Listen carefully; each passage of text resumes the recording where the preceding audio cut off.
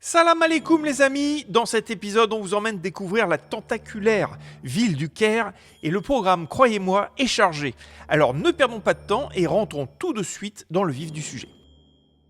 Direction le musée du Caire en compagnie de Naha, notre guide francophone qui aura la lourde tâche de nous faire découvrir les 3200 ans de règne des pharaons d'Égypte. Vaste programme.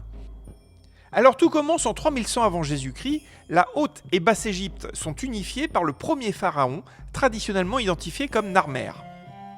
À partir de 2700 ans avant Jésus-Christ et pendant près de 5 siècles, c'est l'Ancien Empire, c'est l'âge d'or des grandes constructions, et voici par exemple Khéops qui fera bâtir la plus grande pyramide de Gizeh, mais nous en reparlerons sur place évidemment. Autour de 2050 avant Jésus-Christ et pendant plus de 250 ans, et après une période de trouble, le pouvoir est rétabli et les pharaons commencent à porter une plus grande attention au peuple. C'est le Moyen Empire qui voit le développement de l'agriculture, du commerce et un fort essor de la culture.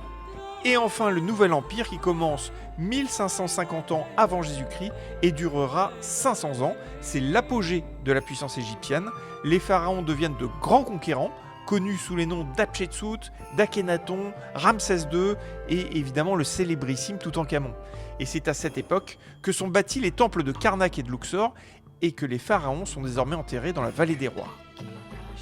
Mais tous les empires ont une fin et l'Égypte connaîtra un lent déclin et plusieurs invasions étrangères, et c'est à partir de 332 avant Jésus-Christ que l'Égypte passe sous domination grecque avec la conquête d'Alexandre le Grand.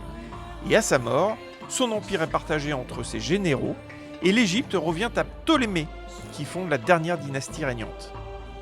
Et c'est d'ailleurs sous cette dynastie que fut gravée la pierre de Rosette. Cette pierre, découverte en 1799 près de la ville de Rosette pendant une campagne napoléonienne, va devenir la clé pour percer le secret des hiéroglyphes dont Jean-François Champollion sera l'artisan.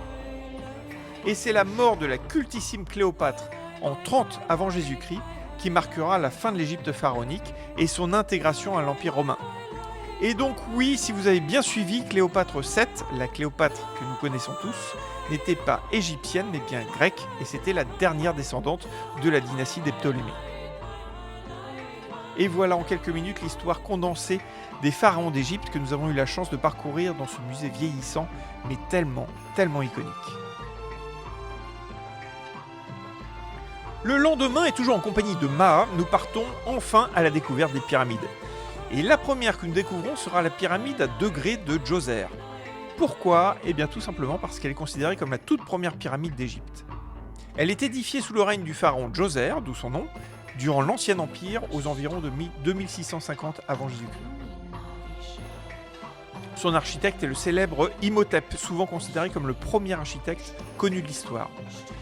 Donc elle est composée de 6 niveaux superposés formant un escalier géant permettant au pharaon de s'élever vers le ciel. Alors on ne pourra pas la visiter car elle est en travaux, mais elle fait partie du grand ensemble funéraire de Saqqara, comprenant plusieurs tombes de personnages importants, mais aussi d'autres pyramides que nous pouvons apercevoir au loin sur le plateau d'Achour. Maha nous emmènera donc d'abord découvrir la pyramide rhomboïdale commanditée pour le roi Snéfrou, toujours durant l'Ancien Empire, et sa particularité, vous le voyez, c'est cette double pente dont l'origine semble venir d'un changement de plan durant la construction. La pyramide, à l'origine, devait être plus haute, mais des signes de fragilité dont on voit encore quelques stigmates ont poussé les architectes à revoir la partie supérieure pour l'alléger de quelques tonnes, d'où le changement de pente. Et si, comme moi, vous demandez à quoi peut bien ressembler l'intérieur d'une pyramide, eh ben on vous propose de nous suivre. Alors, premier enseignement, l'accès est très bas de plafond. Deuxième enseignement, la pente qui mène au centre de la pyramide semble interminable et devient rapidement un supplice pour les cuisses.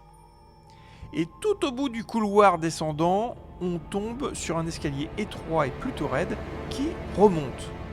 Puis, un autre escalier en bois qui monte de 4 étages. Puis, un passage plutôt flippant.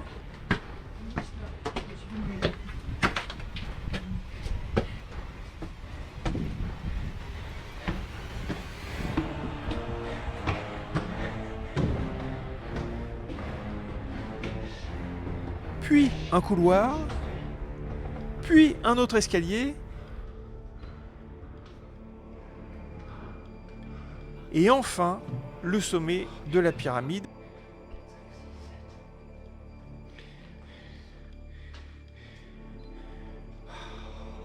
Squatté par quelques chauves-souris en pleine sieste. Bref, une pyramide, ça se mérite et on le déconseillera volontiers aux claustrophobes. Bon, et vous imaginez bien que la sortie ne se fait pas en ascenseur, donc demi-tour pour un très éprouvant retour à l'air libre. Nous finirons la visite de ce site funéraire en passant à côté de la pyramide rouge, troisième pyramide d'Égypte par ses dimensions et première tentative réussie de pyramide à face lisse. Pour faire simple, la pyramide rhomboïdale qu'on a visitée a été le brouillon raté de cette pyramide rouge construite pour le même roi, le roi Snéfrou.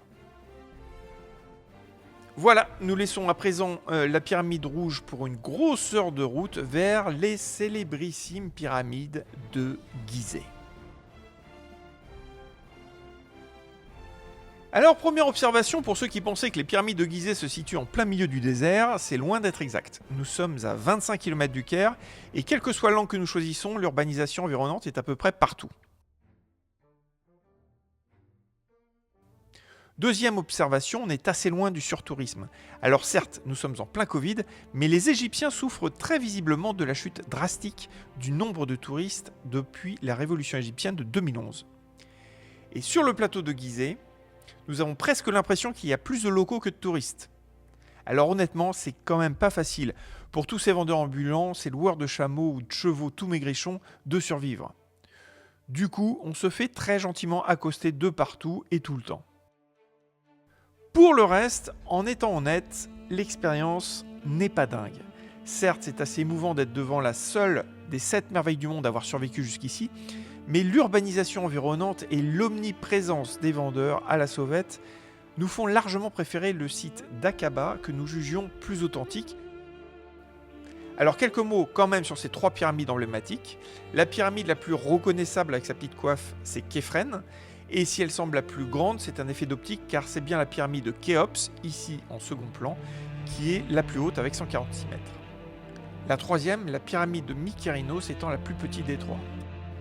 Voilà, et enfin, dernière attraction du site, c'est bien entendu le grand sphinx de Gizeh qui aurait été sculpté vers 2500 ans avant Jésus-Christ.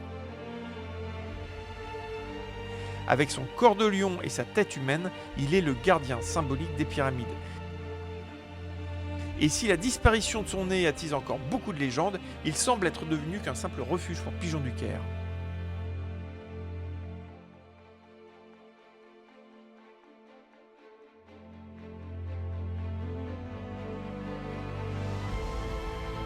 La visite des pyramides de Gizeh se termine et nous rejoignons notre chauffeur pour revenir au Caire. Et c'est sur le chemin du retour que nous réalisons l'urbanisation folle de cette ville. Il faut dire qu'en moins de 10 ans, la population égyptienne a augmenté de près de 30%. Et si on ajoute que seuls 5% des terres égyptiennes sont habitables, cela crée une densité de population extraordinairement élevée dans les centres urbains.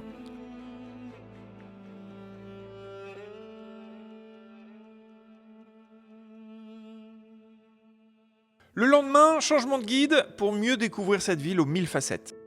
Et pour commencer, direction la grande mosquée Mohamed Ali du Caire. Difficile de ne pas voir une inspiration ottomane, notamment en la comparant à la mosquée Sainte-Sophie d'Istanbul. Construite entre 1830 et 1848, son revêtement intérieur et extérieur est en albâtre, d'où son surnom de mosquée d'albâtre. Le guide prendra le temps d'expliquer à Arthur et Théo les grands principes de l'islam, les 5 piliers étant la reconnaissance d'un seul Dieu, c'est l'acte d'entrée dans l'islam, les 5 prières quotidiennes, l'aumône, qui vise à développer la solidarité et la justice sociale entre musulmans, le jeûne du mois de Ramadan, qui est un temps de purification, de discipline et de partage, et enfin le pèlerinage à la Mecque à accomplir au moins une fois dans sa vie.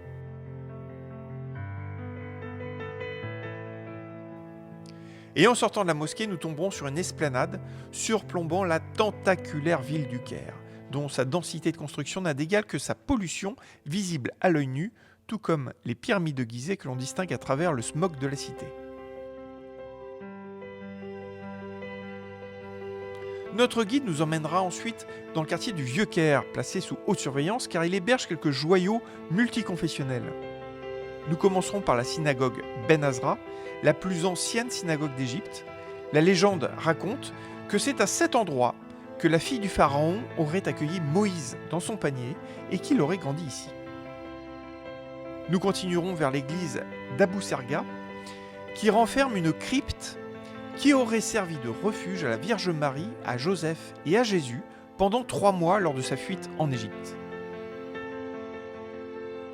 Et enfin, nous finirons ce tour du Vieux-Caire par une des plus anciennes et célèbres églises coptes du Caire, l'église Sainte-Marie, appelée aussi l'église suspendue. Et voilà, c'est ainsi que notre découverte du Caire s'achève. Demain, nous partons vers la mer Rouge pour se poser une petite semaine, puis nous mettrons cap vers Luxor et sa vallée des rois, mais ça, ce sera pour le prochain épisode. Alors abonnez-vous et on se retrouve très vite. À Hurghada les amis.